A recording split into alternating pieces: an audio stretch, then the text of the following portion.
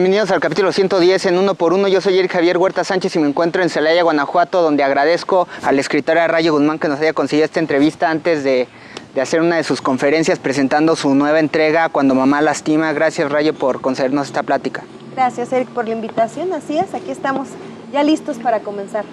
Justamente tu carrera comienza con un escrito autobiográfico y después vienen historias con regalos para toda ocasión y después Tu Princesa Yo Sapo, donde los hombres narran historias después del beso, ¿no? que dan, y ahora esta es tu tercera entrega, ¿no? Cuarta entrega ya.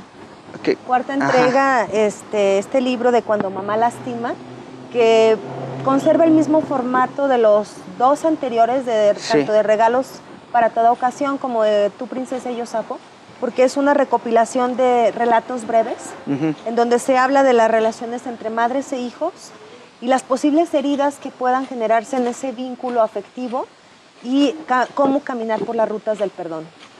Exactamente. Una de las cosas que tocas en tu libro es que personajes que se acercaron a contarte tu historia después de esta trayectoria donde tú empezaste a contarla, primero con regalos para toda ocasión, que eran historias de mujeres, después las historias de los hombres, vinieron estas historias de personajes que incluso describen ahí que se pueden autodefinir como hombres porque con el concepto de yo soy lo que soy porque tuve una mamá con tales cualidades. Sí, así es. El libro nace porque después de explorar los contenidos en regalos para toda ocasión que tenían que ver con catarsis femeninas, y explorando los contenidos del libro Tu Princesa y Yo Sapo, que son la versión masculina de regalos, de alguna manera, me di cuenta que emergía entre hombres y mujeres y sus relaciones amorosas, afectivas, como padres, madres, hijos, etc. Emergía una figura muy poderosa que es la de la mamá. Y más en México. Y más en nuestra cultura, que es una imagen poderosísima. Sí. Entonces fue de ahí que hace 2 años hice una convocatoria en redes, como es mi costumbre, para explorar catarsis personales. Hice una pregunta que fue, ¿qué hizo tu mamá que te lastima? Y entonces empezaron a llegar muchísimas historias que me di a la tarea de leer, de seleccionar, de clasificar, el mismo proceso que en los 2 textos anteriores.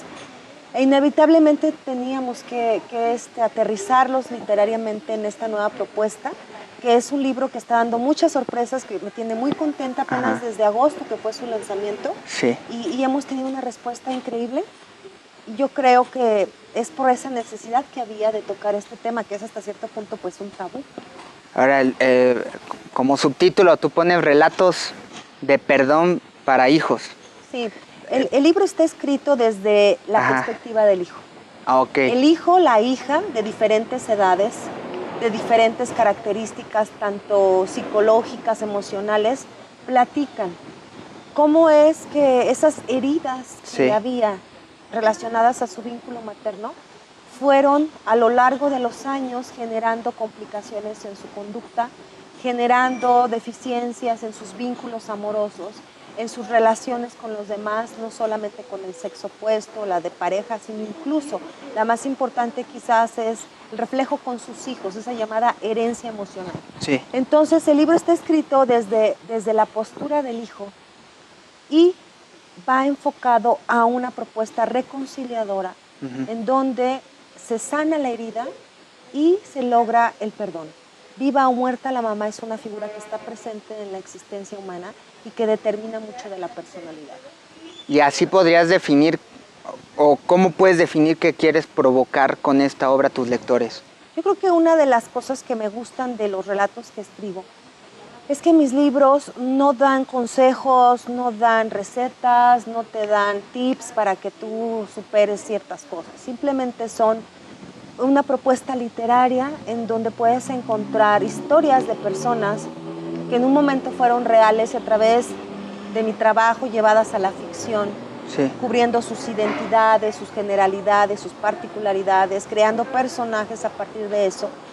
Y puedes encontrar historias que tanto te pueden hacer reír, porque el libro trae relatos que son muy divertidos, las mamás tenemos un lado tremendamente divertido, y también relatos que te pueden hacer conmoverte, ¿no? Okay. Entonces la propuesta más que todo es que lo lean, y que a lo mejor encuentren pedacitos de sus infancias, de sus adolescencias, y que se vinculen con alguno de esos personajes que platica cómo atravesó la ruta del perdón en el vínculo materno, y que si les sirve de algo, que bueno, si no, se van a divertir de una manera muy positiva.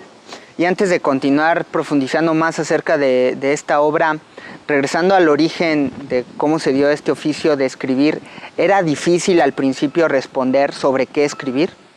Claro, yo creo que desde que tengo uso de razón, que soy lectora, siempre me llamó la atención el pensar en ejercer, ¿no? En decir, bueno, quisiera ser este escritor que tanto me gusta. Okay. Me gustaría muchísimo poder hacer esto, y obviamente a lo largo de los años hice pininos, escribí cuentos. Mi vida estuvo más de 20 años dedicada a la vida universitaria, por lo tal siempre fueron cosas muy relacionadas a la vida académica. Sin embargo, esa necesidad personal de escribir para liberar, para crear, para proponer estructuras, ¿no? No solamente de historias, de panoramas, sino de vivencias emocionales, siempre me llamó la atención. El momento llega, como tú decías hace un momento, en el 2006, con el concurso de mujeres que se atreven a contar su historia, en ese libro de Mis 5 sentidos, y es cuando me doy cuenta que vale la pena, porque una liberación, una autobiografía te produce una liberación, una catarsis. Y la sorpresa fue que después de que empieza a circular con Editorial de Mac y en el compendio 22 estampas de mujeres mexicanas, después fue la sorpresa de que la gente me contaba sus experiencias para que yo las escribiera. Entonces yo creo que existe dos cosas importantes. Una, mi pasión por escribir, mi pasión por leer, pero también ese compromiso que he sentido para compartir las experiencias que me han sido transmitidas. Y entonces, ¿puedes decir que cuando descubriste que eras escritor fue en el año 2006 con este relato? Pues ¿O en qué momento podrías definir que fue? Yo creo que fue el brinco, ¿no? De pasar de la escritura académica, del trabajo docente, del acompañamiento a estudiantes en muchos de sus proyectos que tenían que ver o con la literatura, o con el guionismo, o con la televisión, porque yo estuve al frente de una carrera de comunicación, ¿no? En una universidad. Entonces fue trasladarme a ese quehacer que es solitario, que es hasta cierto punto egoísta, ¿no? Y al mismo tiempo que te manda a otra dimensión, a otro planeta, donde te alejas del mundo para crear mundos diferentes, y en ese momento es cuando me atrevo a crear ese mundo alterno para mí, para mis personajes, para mis emociones, y es cuando me entrego definitivamente a ese ejercicio. A raíz del 2012, que es cuando aparece Regalos para toda ocasión, tomo la decisión de dedicarme completamente a escribir, y entonces es cuando ya he estado entregada a esta pasión, a este placer para mí. Pero Regalos para toda ocasión, ¿qué fue lo que te generó? ¿Qué sentimiento te generó y qué te hizo pensar el trabajo en esa obra para decidir completamente que ese era tu destino? Pues fue algo que no lo pensé. Dicen que las mejores cosas son las que no se planean. Yo creo que simplemente me dejé llevar por esa necesidad personal de escribir, y los panoramas se fueron abriendo, ¿no? Los caminos se fueron mostrando. La ventaja que tengo como conferencista, ¿no? Que me abrió foros para expresarme, no solamente de manera oral, sino hablar de mi obra. El generar de cada libro una conferencia con la que hemos podido recorrer el país, con la que hemos trascendido fronteras incluso. Creo que fue acumulando historias, y ya llegó un momento que estaba yo contra la pared. Con un montón de historias que me habían contado y que yo decía, tengo que decirlas, tengo que escribirlas, tengo que generar esas historias que me abrieron esos corazones que han confiado a través de lo que han leído de mí. Y yo hace poco compartí en mis redes una frase que dice, no soy lo que escribo, soy lo que tú sientes al leerme. Y entonces yo creo que eso es muy importante, ha sido muy importante en mi carrera, porque la gente me dice, sentí mucho eso que leí. Lo sentí porque sentí que era yo, o sentí que yo pasé por ahí, o sentí que le di la vuelta gracias a eso que leí. Y nunca fue mi intención, pero si así fue, que bueno. Lo importante, yo creo que el gran reto de un escritor es provocar emociones. Dicen algunos escritores, ¿no? Que cuando tú estás escribiendo y sientes lo que escribes, inevitablemente el lector va a sentir lo que escribiste. Entonces, esa es la parte que a mí me gusta mucho de mi trabajo, ¿no? El Ok. saber que cuando termino, por ejemplo, en Cuando mamá lastima, hay historias que terminé yo llorando de escribirlas porque son tremendamente conmovedoras y no dejo de vincular mi rol de mamá con mi rol de hija. Sí. Quedo en medio atrapado de la historia, Ok. inevitablemente la emoción brota. Perfecto, si me permites vamos a hacer una pausa comercial. Les recuerdo que estamos en redes sociales. Nos pueden seguir en las cuentas de Cable Corp y en Eric Javier Huerta para que envíe todos sus comentarios. Volvemos.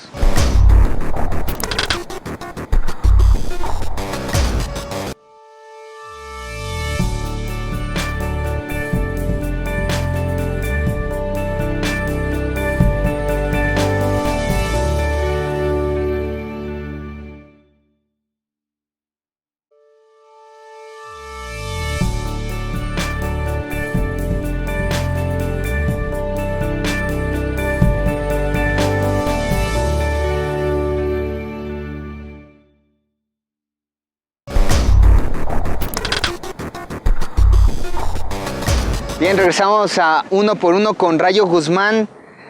Cuéntanos, ¿cuál fue el libro que te marcó pasión por este tipo de género del cual tú escribes?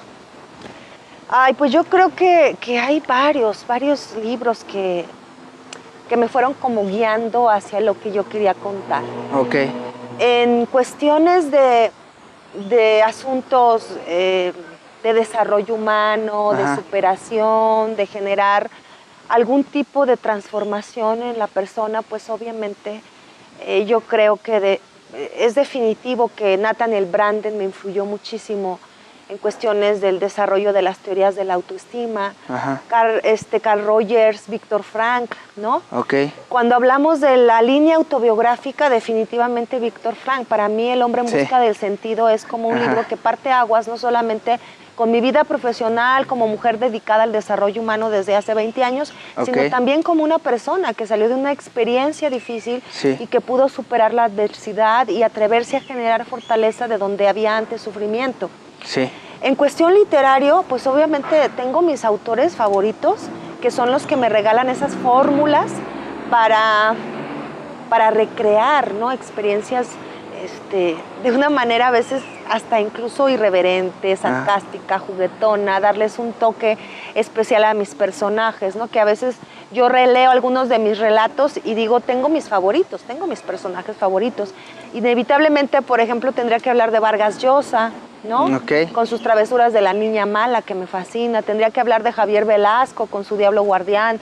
Tendría Ajá. que hablar de Pérez Reverte, ¿no? Sí. Que en Tango de la Guardia Vieja para mí se me hizo una novela extraordinaria porque me gusta mucho jugar con el tiempo. Ok. El pasado, el futuro, el presente, esos tres tiempos en los que el ser humano juega, me atrae mucho y también me gusta mucho hablar de encuentros y desencuentros, ya sabes, Ajá. de lo que pasa cuando alguien te marca la vida y se aleja y de repente te vuelve a aparecer Sí. y dices, ¿qué sucede? Entonces es como un tema recurrente en las experiencias que se relatan ahora en Cuando mamá lastima. Hay 2, 3 que tienen esta línea, pero inevitablemente yo creo que hay muchos autores que han determinado mi formación. Y, por ejemplo, El perfume, me Sí. fascina. Es un libro Sí. que para mí, o sea, lo leo y lo vuelvo a leer y tiene muchísimas imágenes que te revientan los ojos. Lo mismo me sucede, ¿no? Con libros que son así como una revelación, ¿no? De repente que te topas el año pasado, ¿no? El de Patterson, el de Milena, el fémur más hermoso Sí. del mundo. Yo creo que fue inspirador para la novela que acabo de terminar, que sería mi primer novela larga. Ok. Y que tiene que ver con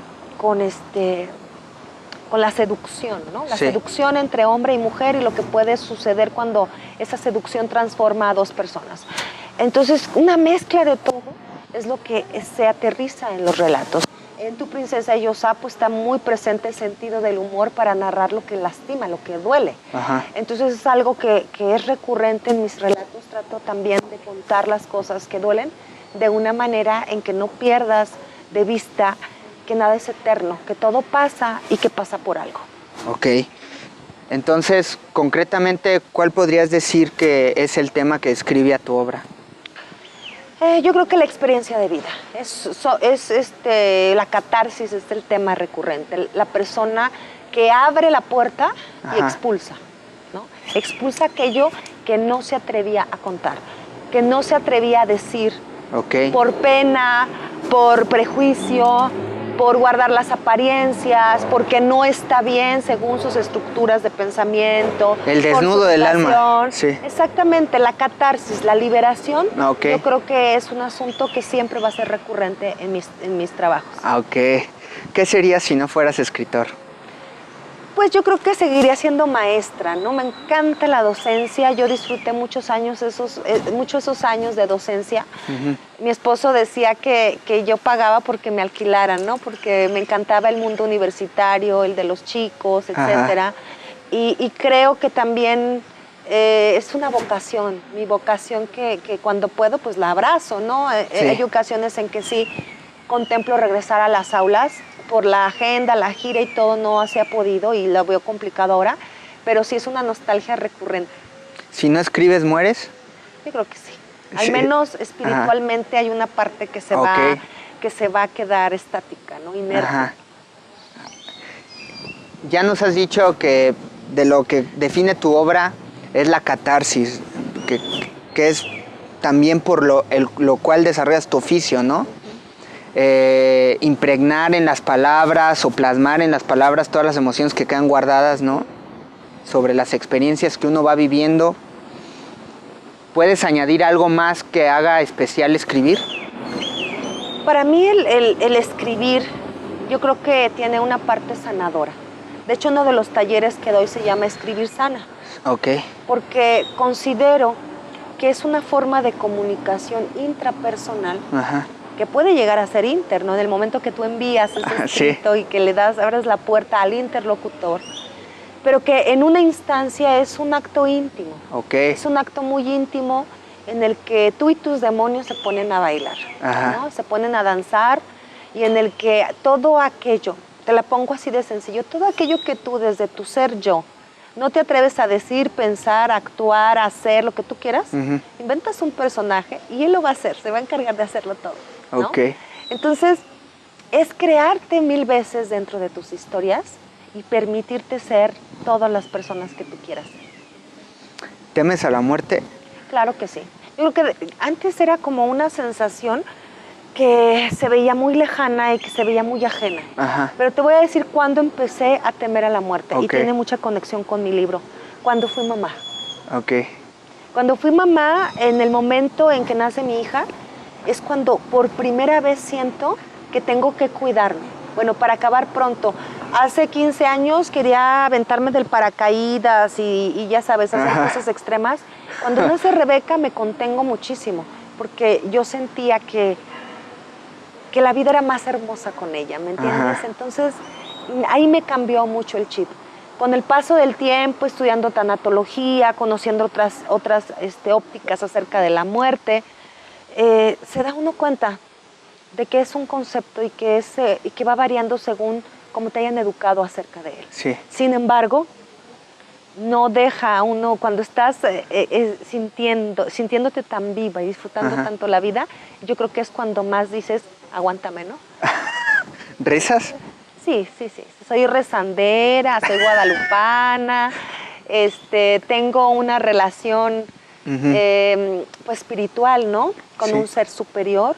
Ok. Y creo que esa gratitud hacia una vida espiritual posible es lo que también trato de reflejar en muchos de mis personajes. La parte mística, la parte espiritual, siempre va a estar presente en alguno de los personajes. Ok. Vamos a hacer una pausa y regresamos con Rayo Guzmán para continuar capítulo 110 en Uno por Uno.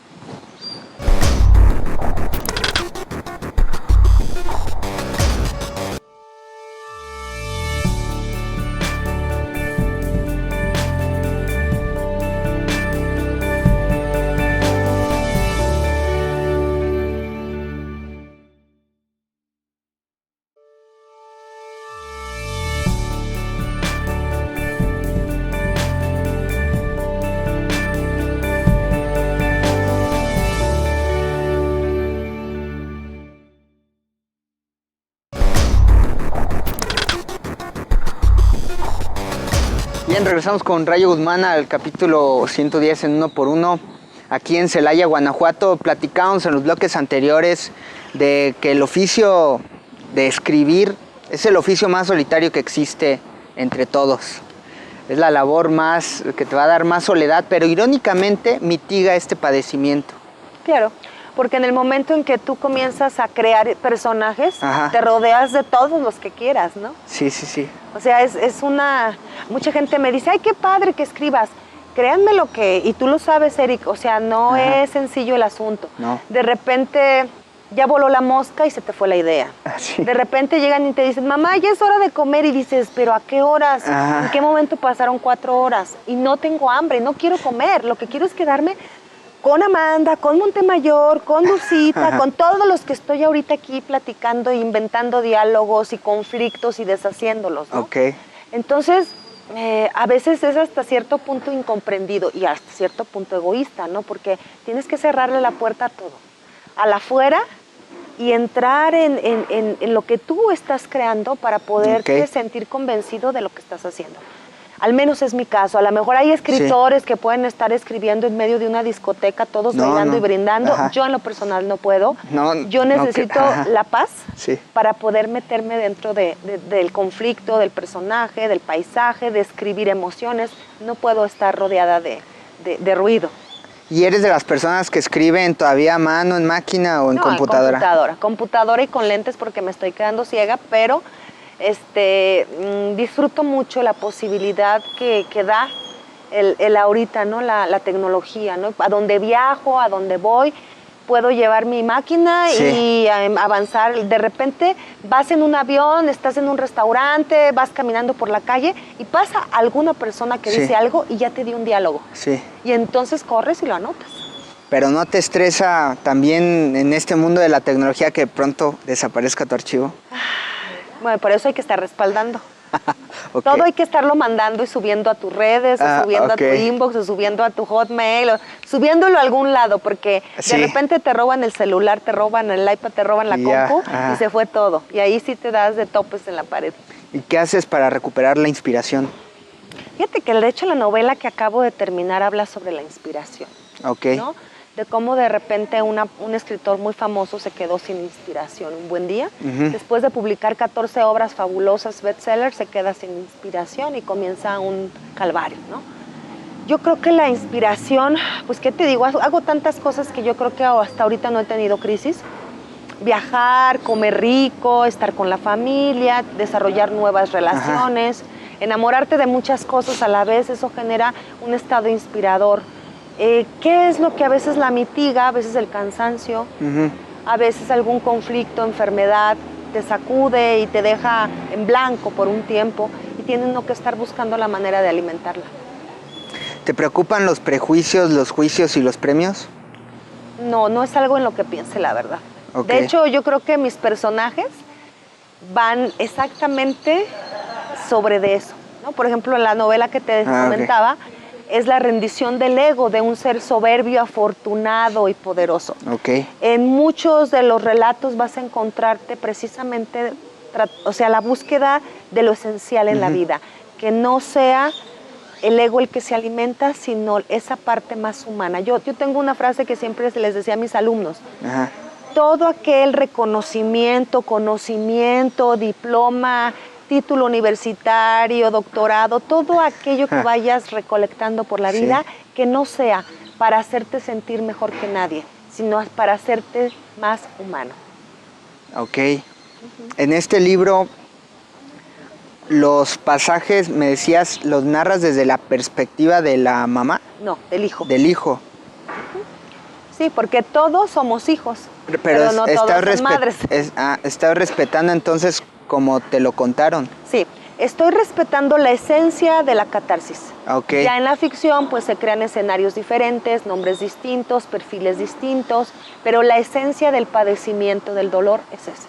¿Y llegas a ligar alguno de estos pasajes o en tu obra con la teoría freudiana?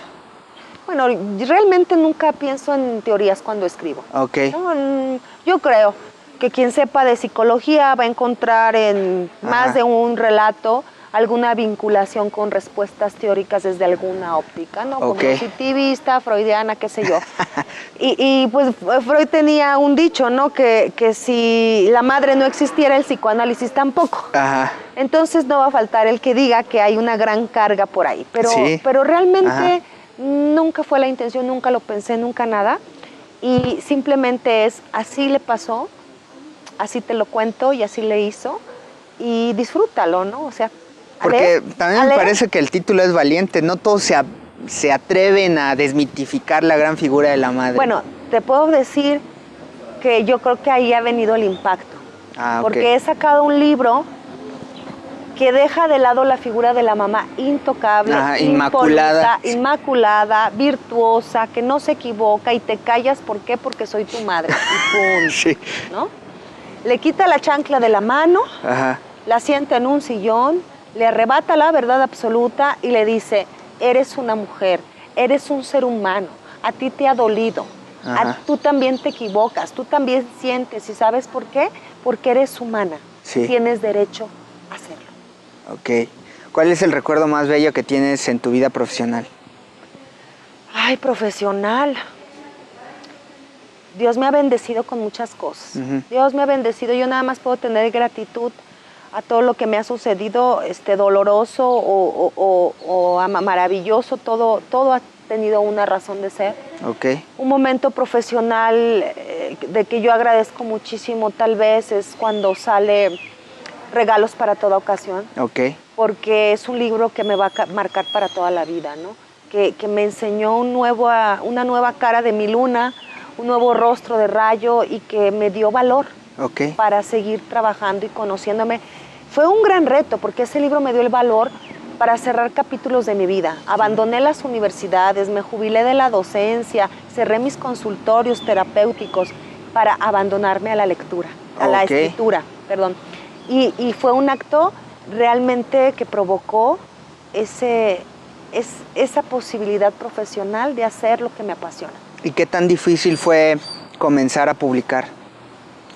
Pues fue difícil. Yo creo que cuando ya de antemano hay esa posibilidad de una mención honorífica, algún concurso, pues es fácil, ¿no?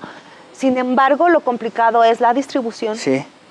Y que tu libro esté a un lado de otros libros y que el público lo escoja, lo elija de entre todos. Y esa es la tarea que hemos estado haciendo durante todos estos años. Te digo, bendito sea Dios, cuando Mamá Lastima ahorita me tiene sorprendida con la respuesta.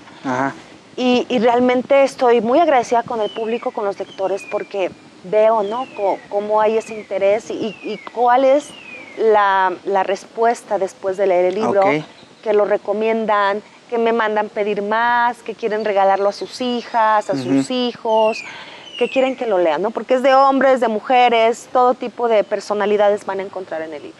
¿Cómo describirías tu evolución literaria? Pues yo creo que todos los que escribimos vamos madurando a través del tiempo. Hay quienes dicen que siempre que escribiste primero va a ser el mejor. Yo en mis 5 sentidos le tengo una gratitud inmensa. Y cuando lo leo me sigue gustando.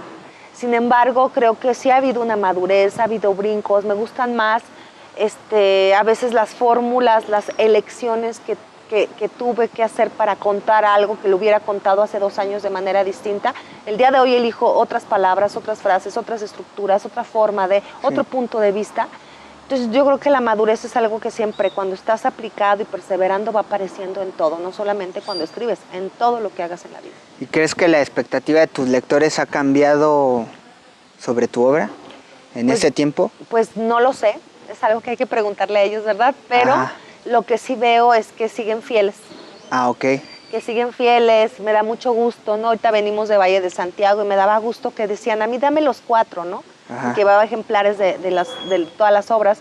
A mí dame los 4, porque yo ya leí 2 y los otros 2 me faltan.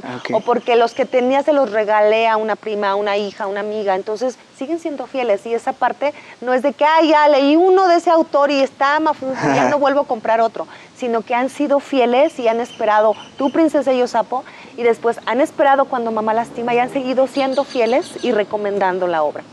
Ok, con eso vamos a una pausa y regresamos para cerrar el programa con Rayo Guzmán aquí en Opinión y Libertad.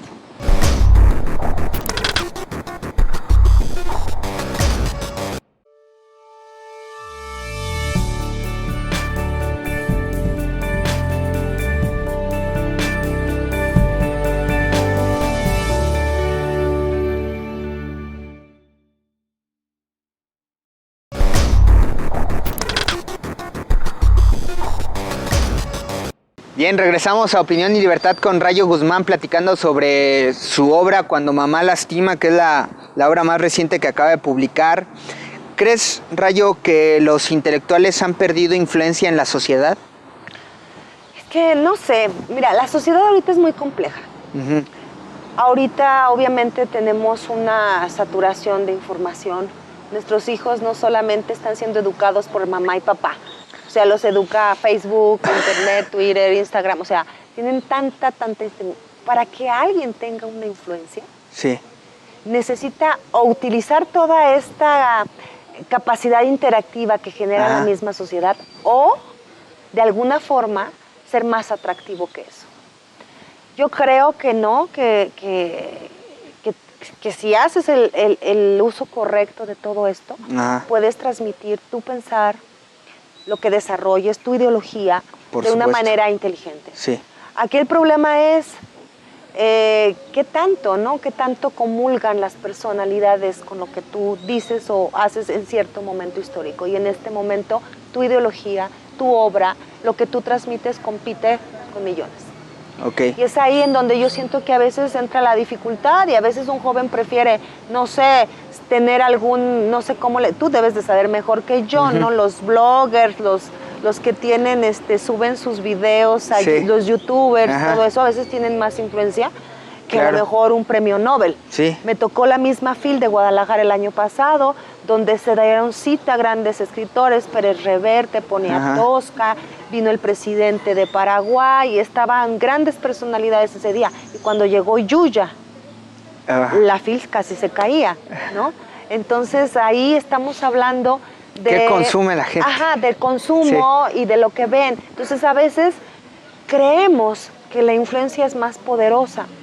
Yo opino que a lo mejor es masiva, pero a veces no tan a largo plazo. A lo mejor un chico va a ser tocado y manipulado por alguno de esos contenidos o ideologías momentáneas, masivas, que son fulminantes, por un rato de su vida, pero cuando llegue la edad adulta no va a decir, ay, como dijo Yuya, me quedó grabado. A lo mejor no, pero es posible que a lo mejor un libro que leyó por ahí en algún momento que tuvo de debilidad cibernética, ¿no? Y que se puso a leerlo, a lo mejor sí le va a marcar una frase, a lo mejor sí le va a marcar algún tipo de experiencia compartida por alguien, ¿no? Que intelectualmente se ha esforzado por transmitir alguna forma de pensamiento filosófica, qué sé yo. Entonces yo sigo confiando en el libro, sigo confiando en el papel, sigo enamorada del papel y pidiéndole a la evolución que nos lo conserve, ¿no? Porque aunque nos hemos ido a formato electrónico, aunque estamos haciendo por ahí un programa de trabajo que tiene que ver con esta posibilidad y todo, yo seguiré enamorada del papel y enamorada del libro. Aunque los datos son duros, el 90 y tantos % sigue comprando el papel. Es una minoría la que consume electrónicamente. Sí, ya vemos románticos, el olor, el ojear, ¿no? Tocarlo. El que lo puedes, no sé, meterle una flor, ponerle un pensamiento, no sé. Hay muchas emociones en el papel encuadernado que huele, que pesa y que siento que por eso seguimos teniendo un romance con el libro. Ok, estos son relatos de perdón para hijos con el corazón herido. Y hemos platicado sobre el trabajo de tu obra implicado a generar positivismo en el desarrollo humano de las personas que te leen, ¿no? De las personas. Y que esa es básicamente la piedra angular de tu movimiento, ¿no? En tu obra. Y que también podemos pensar que el cambio social comienza uno con un descenso al interior, ¿no? Pero ¿cómo motivas para que la gente lea en un país que no gusta de hacer tal actividad? Porque hay más preocupación incluso en las políticas públicas porque la gente vea la tele que porque tenga lectura. Claro, los grandes riesgos de la democracia, ¿no? Sí. Que a veces nos convierten a todos en un posible voto. Bueno, yo creo que el peor esfuerzo es el que no se hace. Y que una vez que te abriste camino y que tienes lectores que te siguen, que te son fieles, te estás recordando día a día que esto está valiendo la pena, que esto va avanzando de alguna manera con paso firme. en un país en el que no se lee, generar que leas, híjole, se siente hermosísimo. Mira, me acaba de pasar en Guadalajara, Ajá. una conferencia en una universidad. Ok. Chavos de 18 años, ¿quieres? Ujú. Un muchacho de esa edad no compra un libro. No, O sea, está pensando en la en cerveza, Xbox, sí. En PlayStation. o sea, si ese día lleva 100 pesos, 150 pesos, 200 pesos, está pensando a lo mejor en dónde va a comer, la cerveza, dónde va a ir con sus amigos, ponerle gasolina al carro, qué sé yo. Y cuando me di cuenta la cantidad de libros que se vendieron entre los chavos ese día, Ok. de cuando mamá lastima, de regalos, de sapos, que son como los más Ajá. seguidos por jóvenes, me quedé sorprendida y le decía yo al profesor que me invitó, o sea, hoy es un gran día. Ajá. Hoy es un gran día para mí, porque en un país que no se lee, chavos de 18 años que asisten a una conferencia, que están contentos, que aplauden y que aparte, el dinero que traen en la bolsa lo sacan para comprar un libro, Ajá. o sea, ya me hicieron el día. Ok. Entonces, soy ferviente, creyente de que el peor esfuerzo es el que no se hace. Ujú. Y que cuando vas caminando por la vida y a tu paso tocas a una persona, ya te puedes ir. Ok. ¿A quién admiras? A mucha gente. Admiro a mi hija, Ajá. admiro a mi esposo. Yo creo que una de las personas que más he admirado en este planeta es a mi esposo. Ok. Es un gran compañero y un ejemplo de vida. Y cada día que despierta me sorprende la capacidad creativa, innovadora y ese espíritu que tiene hasta cierto punto, a veces ingenuo, pero que lo ha llevado a desarrollar cosas increíbles. Admiro a mi hija por ese carácter tan diferente de todo. Y yo creo que ahí está uno de los grandes mensajes del libro. Que el hijo sea él, que no sea su papá, que no sea su mamá, que no sea una extensión de nada, sino que encuentre esa esencia y se atreva a ser él mismo, ¿no? Si tú me preguntas de personalidades públicas, en sus quehaceres, a lo mejor no en su vida personal ni en su vida íntima, pero hay grandes personalidades a las que admiro. Admiro a Elena Poniatowska muchísimo. Es una mujer que he conocido en persona y que me ha generado que algo se mueva en mi interior. Ok. Admiro a personajes que han marcado mi existencia y que se han convertido en grandes amigos a lo largo de la vida, a lo largo del camino. Esos amigos que definitivamente son esa familia espiritual que tú eliges. Sí. Y que a veces están más cerca de ti que aquella que es de sangre y que te sorprenden con los testimonios de vida, de esperanza, de lucha, de amistad, de acompañamiento, de lealtad que te dan. Para mí lo que es más admirable de un ser humano es la sencillez, la humildad, que no se suba al tabique, Ok. o sea, que se asombre de que cada día es nuevo y que tiene la posibilidad de generar cambios cada día y que nunca ha llegado a donde va, que siempre está buscando nuevas rutas. ¿Y qué has aprendido de tu primer escrito a este? No, pues muchas cosas, ¿no? No solamente en estilo y en narrativa, sino muchas cosas, ¿no? Aprender a escuchar mejor a las personas, aprender a darle un mayor seguimiento, ¿no? Al proceso que tiene que ver con la edición, que tiene que ver con la distribución. Aprendido a que el ser humano puede tener muchos matices y que cada día nos puede sorprender mostrando un ángulo que hasta un punto creíamos desconocido. Y después de escribir esta obra, ¿cómo ves a México? ¿Te hacen sentido ciertas cosas? ¿Te hace sentido el porqué de la corrupción, de los desaparecidos, de los muertos que existen en nuestro país? Mira, cada vez que yo veo la televisión y que veo que una persona cometió un delito, me pregunto, ¿dónde estarían sus padres? ¿Quién lo amó? ¿Quién le dio infancia? ¿Me explico? Ajá. Porque un ser humano que ha tenido amor, que ha tenido un cuidado, que ha sido saludable y que ha tenido la posibilidad de ese cuidado, no puede estar por el mundo haciendo lo que hace, lo que vemos que hace. Sí. Entonces, para mí siempre las respuestas van a encontrarse en el origen, ¿no? Yo creo que siempre que vemos, la gente no es como es porque se le da la gana, sino porque es producto de una historia. Ajá. Cuando rascamos en esa historia es cuando encontramos respuestas. Entonces, pues todos los vicios que hay en lo macro, en la sociedad, vamos a encontrarlos en lo micro, y muchas de las respuestas que encontramos cuando andamos todos en masa los vamos a encontrar en la intimidad, en la particularidad de nuestras relaciones primitivas, primarias, de origen, ¿no? Ok. ¿Se acaba con esta entrega la saga de historias sobre relaciones maritales y familiares?